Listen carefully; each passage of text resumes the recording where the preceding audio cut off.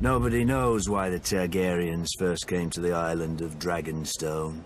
Old Valyria was then at the height of its power and the center of the civilized world, which ended at the Narrow Sea.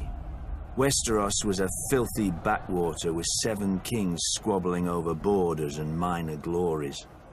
So much for progress. The island itself was and is nothing. It had no gold or gems to lure Valyrian nobility. All it has is rock, mostly a shiny black stone, too brittle for war and too sharp for building.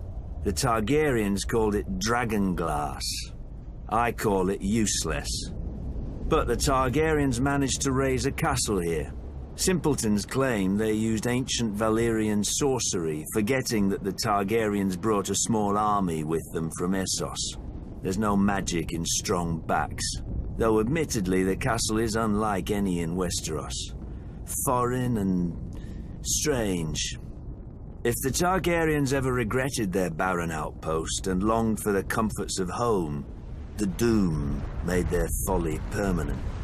Valyria collapsed into the waves and was no more. To look east was to see the ruin of their homeland, the greatest civilization before or since.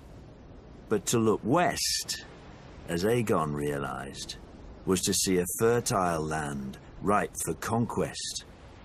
Perhaps even a new Valyria. Though good for little else, Dragonstone was the perfect staging point for Aegon's invasion of Westeros. The Blackwater Bay granted easy access to the continent. The lands there were disputed by 3 kingdoms, the Reach, the Iron Islands, and the Stormlands.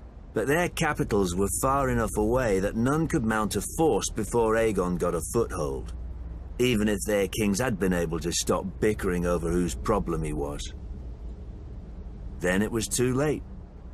Aegon had chosen his first camp well, with the bay to the east, the river to the south, and open fields to the north and west. His army would be impossible to take by surprise. A perfect site for an invasion, and one day, his capital city, King's Landing. The Doom had taught the Targaryens the prudence of refuge.